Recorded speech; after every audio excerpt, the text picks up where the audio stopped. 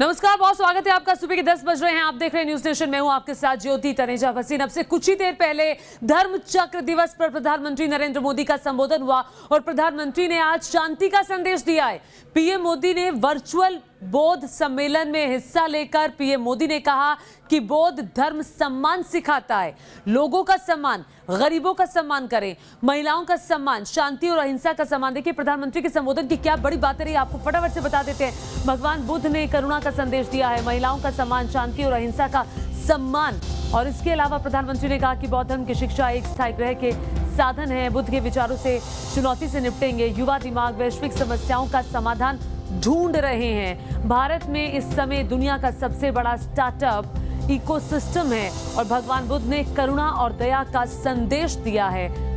और इसके अलावा महिलाओं का सम्मान, शांति और अहिंसा का सम्मान, ये प्रधानमंत्री के संबोधन की बड़ी बातें रही। और एक बात जो प्रधानमंत्री ने कह दी वो ये कि बुद्ध के विचारों से चुनौती से निपटेंगे। ये मुख्य बिंदु था प्रधानमंत्री की इस पूरी बातचीत के दौरान की शांति से निपटेंगे। और उसके अलावा आपको ये बता दें, प्रधानमंत्री नरेंद्र मोदी ने और क्या कुछ कहा अपने इस संबोधन के जरिए, जरा सुनिए।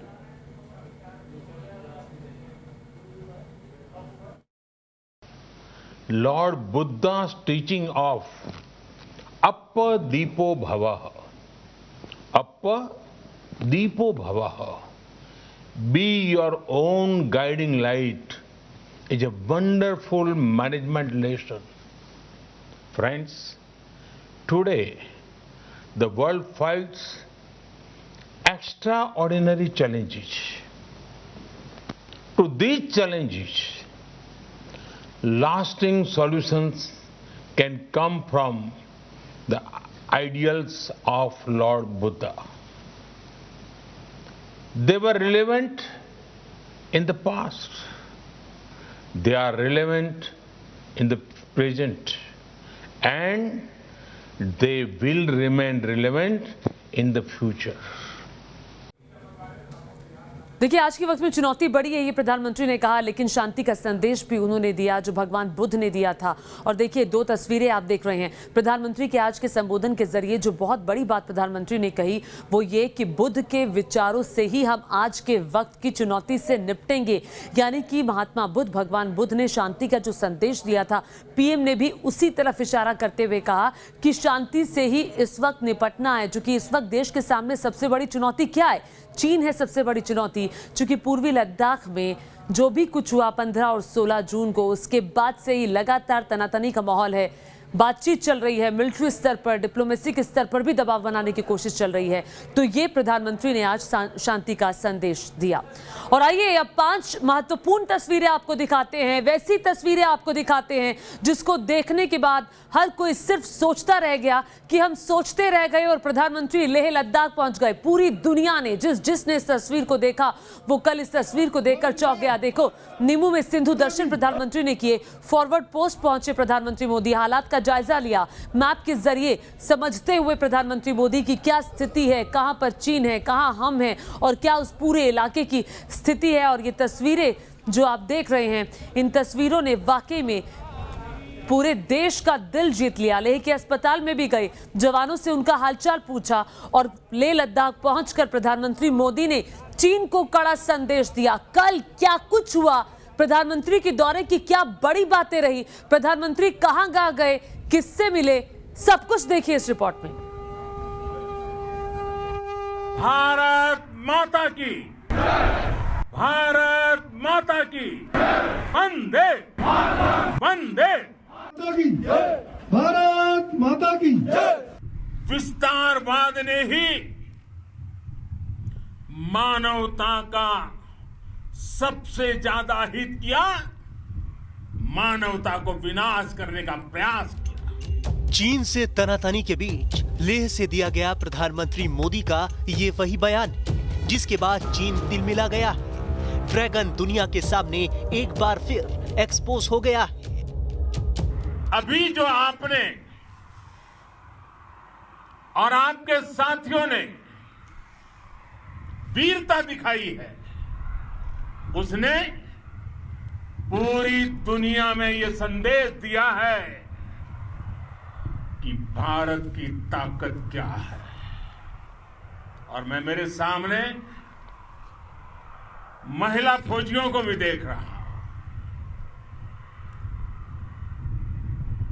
युद्ध के मैदान में, सीमा पर ये दृश्य अपने आप को प्रेरणा देता है।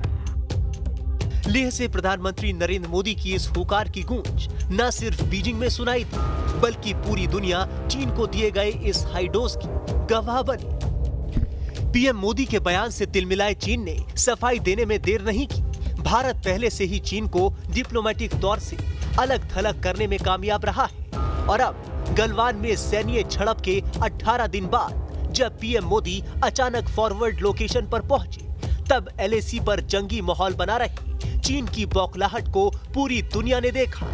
चीन के विदेश मंत्रालय के प्रवक्ता झाओ लिजियान की तरफ से कहा गया, हमने 12 पड़ोसी देशों से बातचीत कर सीमा विवाद सुलझा लिया है। चीन को विस्तारवादी कहना गलत है।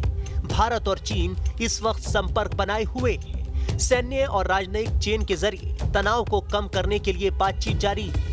किसी भी पक्ष को इस तरह का कोई कदम नहीं उठाना जिससे इस मौके पर तनाव और बढ़े। चीन लाख सफाई दे, अपनी गलतियां छिपाने की कोशिश करे, लेकिन ये सच है कि जब जब चीन पर विश्वास किया गया, उसने विश्वासघात किया। इतिहास गवाह है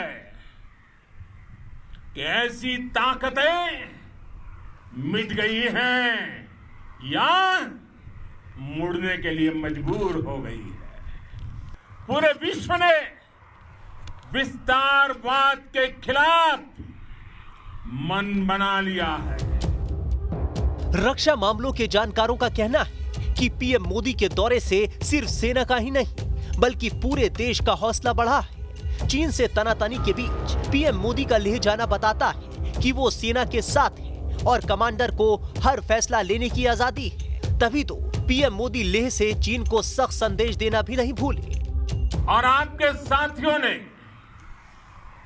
वीरता दिखाई है। उसने पूरी दुनिया में यह संदेश दिया है कि भारत की ताकत क्या है। पीएम मोदी का लद्दाख दौरा जहां सोल्जर्स के लिए हौसले का हाई डोज है, वहीं उनके इस दौरे को चीन को सख्त मैसेज देने के तौर पर देखा जा रहा है कि भारत अपनी एक इंच जमीन नहीं छोड़ेगा। ये संदेश सिर्फ चीन के लिए ही नहीं है, बल्कि उन देशों के लिए भी है जो इस असमंजस में थे कि आखिर भारत का स्टैंड किया है। इस दौरे से दुनिया को ये पूरी तरह से पता चल गया है कि ये भारत का इलाका है जहां न सिर्फ भारतीय सेना खड़ी है, बल्कि भारत के प्रधानमंत्री भी मौजूद हैं।